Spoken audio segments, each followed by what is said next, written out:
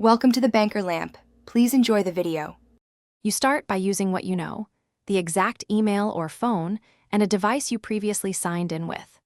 Once online, make sure your connection is stable so Google can verify device signals.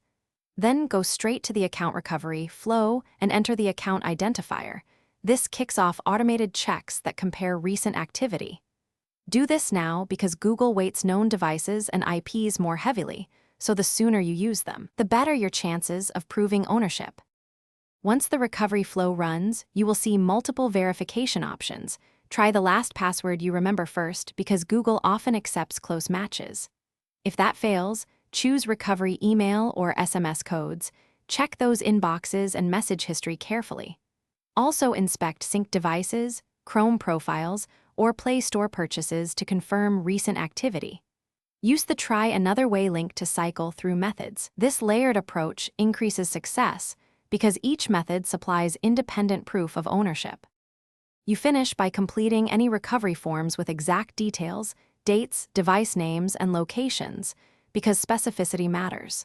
Once accepted, immediately reset your password, enable two-step verification, and audit connected apps and devices to secure access.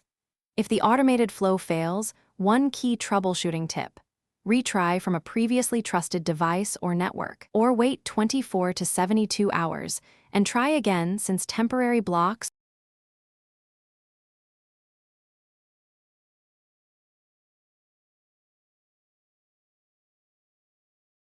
Thanks for watching. If this was helpful, leave a like and consider subscribing. See you next time.